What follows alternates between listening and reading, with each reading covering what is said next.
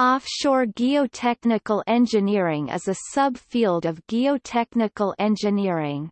It is concerned with foundation design, construction, maintenance and decommissioning for human-made structures in the sea. Oil platforms, artificial islands and submarine pipelines are examples of such structures.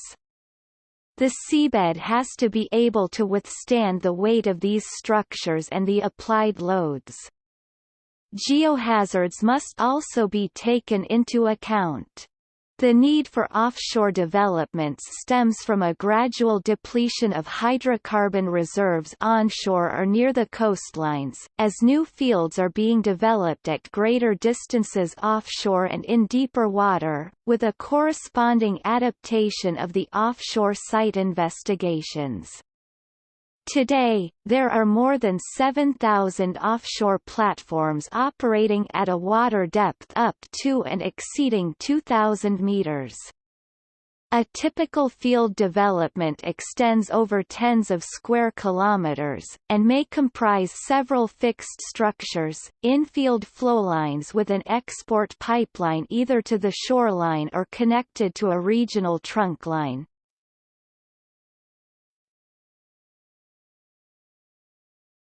Topic: Differences between onshore and offshore geotechnical engineering. An offshore environment has several implications for geotechnical engineering. These include the following: ground improvement on the seabed and site investigation are expensive. Soil conditions are unusual, e.g. presence of carbonates, shallow gas.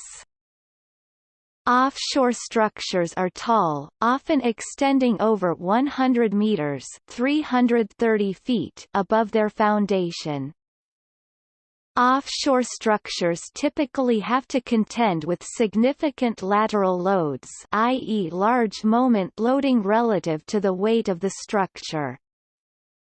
Cyclic loading can be a major design issue. Offshore structures are exposed to a wider range of geohazards. The codes and technical standards are different from those used for onshore developments.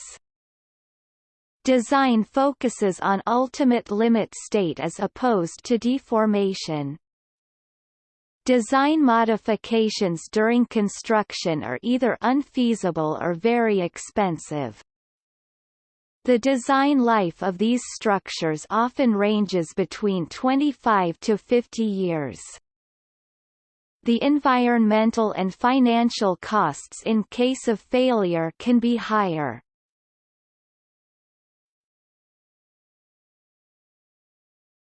Topic: The offshore environment. Offshore structures are exposed to various environmental loads, wind, waves, currents and, in cold oceans, sea ice and icebergs. Environmental loads act primarily in the horizontal direction, but also have a vertical component. Some of these loads get transmitted to the foundation, the seabed.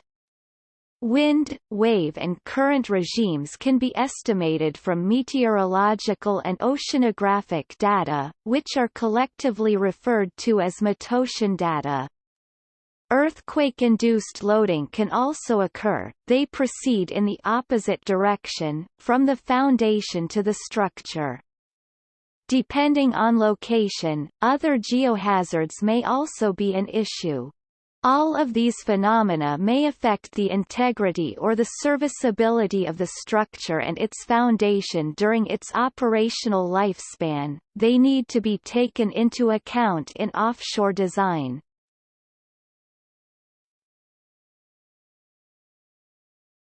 Topic: The nature of the soil. Following are some of the features characterizing the soil in an offshore environment. the soil is made up of sediments, which are generally assumed to be in a saturated state. Saline water fills in the pore space. Marine sediments are composed of detrital material as well as remains of marine organisms, the latter making up calcareous soils. Total sediment thickness varies on a regional scale. It is normally higher near the coastline than it is away from it, where it is also finer grained. In places, the seabed can be devoid of sediment, due to strong bottom currents.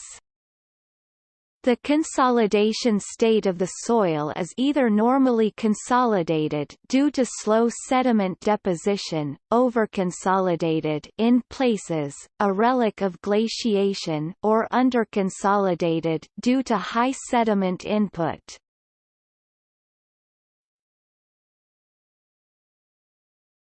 Topic: Metocean aspects.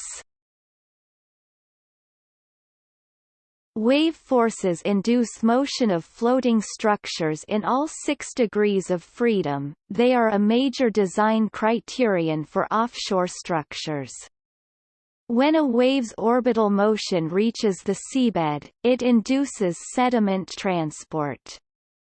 This only occurs to a water depth of about 200 meters (660 feet), which is the commonly adopted boundary between shallow water and deep water. The reason is that the orbital motion only extends to a water depth that is half the wavelength, and the maximum possible wavelength is generally considered to be 400 meters (1,300 feet).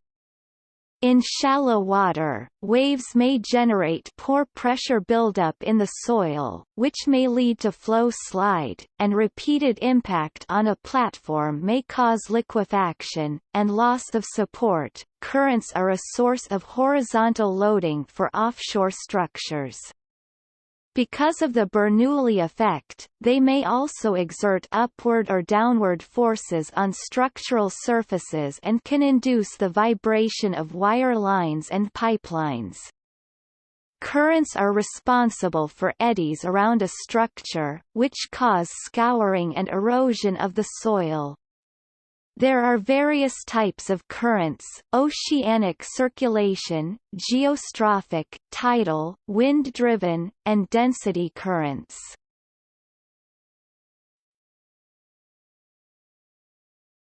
Topic: Geohazards. Geohazards are associated with geological activity, geotechnical features and environmental conditions. Shallow geohazards are those occurring at less than 400 meters (1,300 feet) below the seafloor. Information on the potential risks associated with these phenomena is acquired through studies of the geomorphology, geological setting and tectonic framework in the area of interest, as well as with geophysical and geotechnical surveys of the seafloor. Examples of potential threats include tsunamis, landslides, active faults, mud diapirs and the nature of the soil layering, presence of karst, gas hydrates, carbonates. In cold regions, gouging ice features are a threat to subsea installations, such as pipelines. The risks associated with a particular type of geohazard is a function of how exposed the structure is to the event, how severe this event is and how often it occurs. For episodic events, any threat has to be monitored, and mitigated for or removed.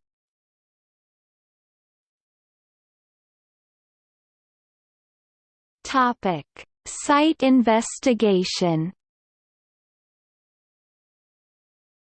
Offshore site investigations are not unlike those conducted onshore. See geotechnical investigation. They may be divided into 3 phases. A desk study, which includes data compilation. Geophysical surveys, either shallow and deep seabed penetration.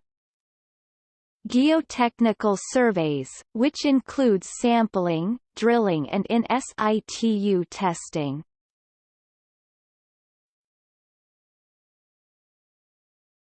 Topic: Desk study. In this phase, which may take place over a period of several months depending on project size, information is gathered from various sources, including reports, scientific literature, journal articles, conference proceedings, and databases, with the purpose of evaluating risks, assessing design options and planning the subsequent phases. Bathymetry, regional geology, potential geohazards, seabed obstacles and metocean data are some of the information that are sought after during that phase.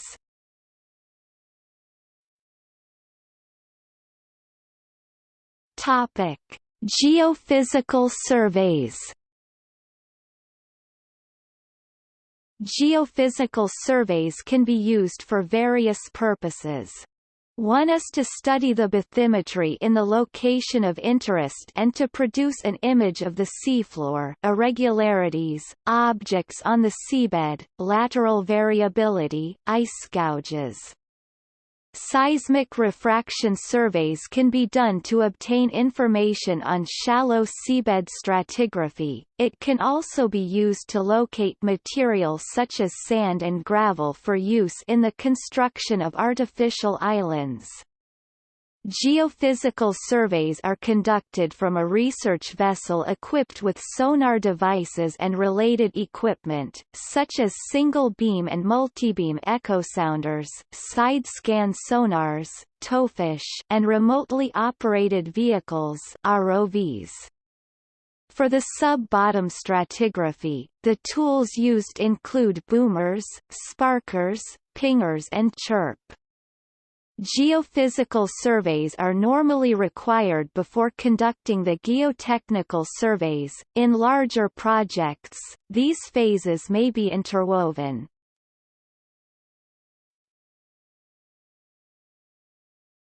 Topic: Geotechnical surveys. Geotechnical surveys involve a combination of sampling, drilling, in situ testing as well as laboratory soil testing that is conducted offshore and, with samples, onshore. They serve to ground truth the results of the geophysical investigations. They also provide a detailed account of the seabed stratigraphy and soil engineering properties.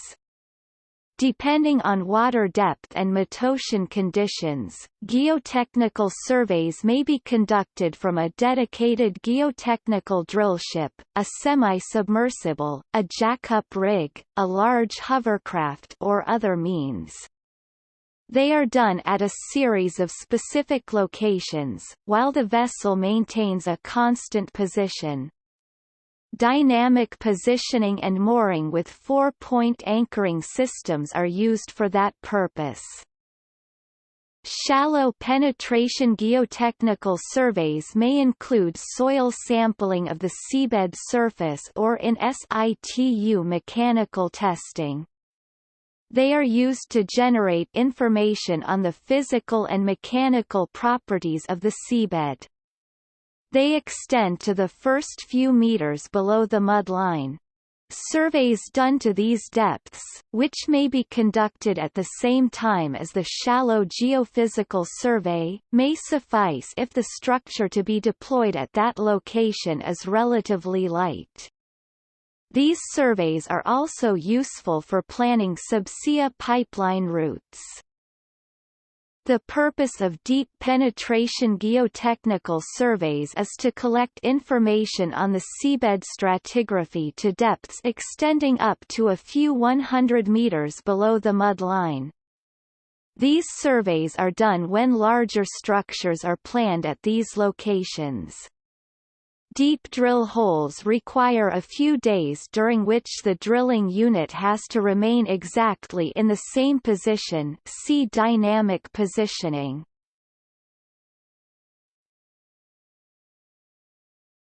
Topic: Sampling and drilling. Seabed surface sampling can be done with a grab sampler and with a box corer.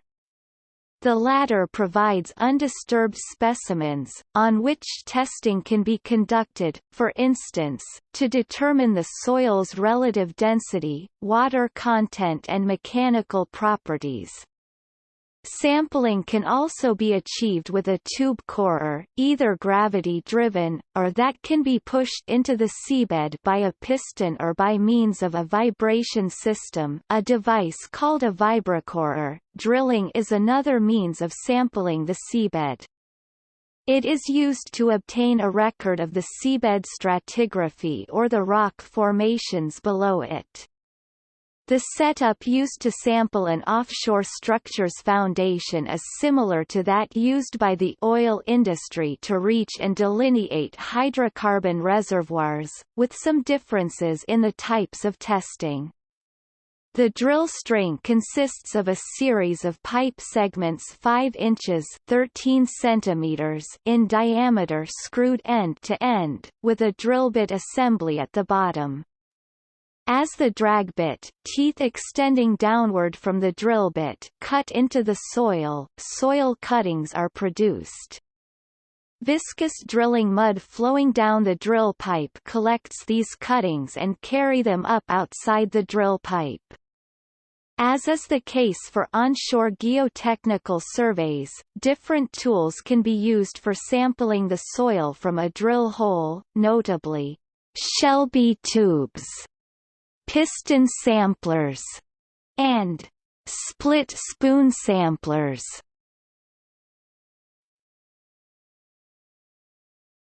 Topic: In situ soil testing. Information on the mechanical strength of the soil can be obtained in situ from the seabed itself as opposed to in a laboratory from a soil sample. The advantage of this approach is that the data are obtained from soil that has not suffered any disturbance as a result of its relocation. Two of the most commonly used instruments used for that purpose are the cone pentrometer (CPT) and the shear vane. The CPT is a rod-shaped tool whose end has the shape of a cone with a known apex angle, e.g., 60 degrees. As it is pushed into the soil, the resistance to penetration is measured, thereby providing an indication of soil strength. A sleeve behind the cone allows the independent determination of the frictional resistance. Some cones are also able to measure pore water pressure. The shear vane test is used to determine the undrained shear strength of soft to medium cohesive soils. This instrument usually consists of 4 plates welded at 90 degrees from each other at the end of a rod. The rod is then inserted into the soil and a torque is applied to it so as to achieve a constant rotation rate. The torque resistance is measured and an equation is then used to determine the undrained shear strength, and the residual strength, which takes into account the vane's size and geometry.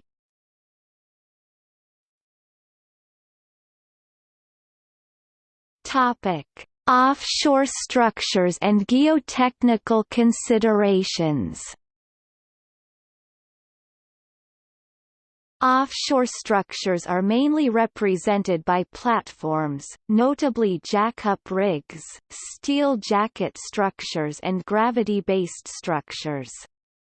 The nature of the seabed has to be taken into account when planning these developments.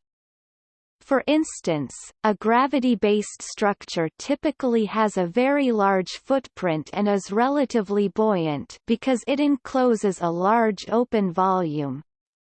Under these circumstances, vertical loading of the foundation may not be as significant as the horizontal loads exerted by wave actions and transferred to the seabed.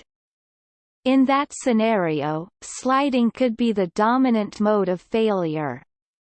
A more specific example is that of the Woodside North Rankin A steel jacket structure offshore Australia.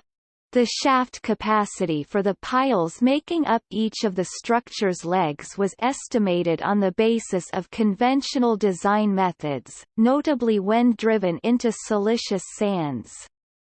But the soil at that site was a lower capacity calcareous sand. Costly remediation measures were required to correct this oversight. Proper seabed characterization is also required for mooring systems. For instance, the design and installation of suction piles has to take into account the soil properties, notably its undrained shear strength. The same is true for the installation and capacity assessment of plate anchors.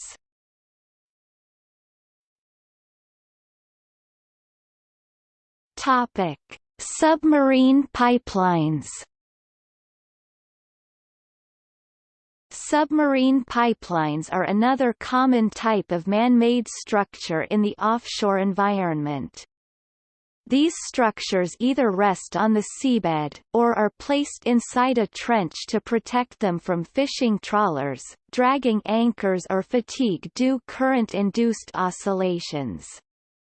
Trenching is also used to protect pipelines from gouging by ice keels. In both cases, planning of the pipeline involves geotechnical considerations. Pipelines resting on the seabed require geotechnical data along the proposed pipeline route to evaluate potential stability issues, such as passive failure of the soil below it, the pipeline drops due to insufficient bearing capacity, or sliding failure, the pipeline shift sideways, due to low sliding resistance. The process of trenching, when required, needs to take into account soil properties and how they would affect plowing duration. Buckling potential induced by the axial and transverse response of the buried pipeline during its operational lifespan need to be assessed at the planning phase, and this will depend on the resistance of the enclosing soil.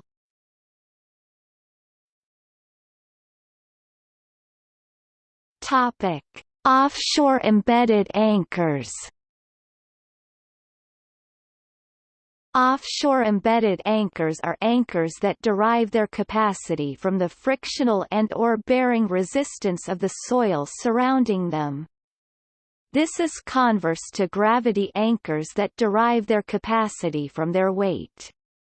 As offshore developments move into deeper waters, gravity-based structures become less economical due to the large required size and cost of transportation. This proves opportune for the employment of embedded anchors.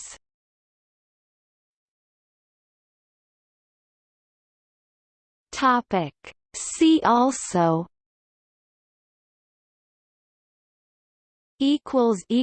Notes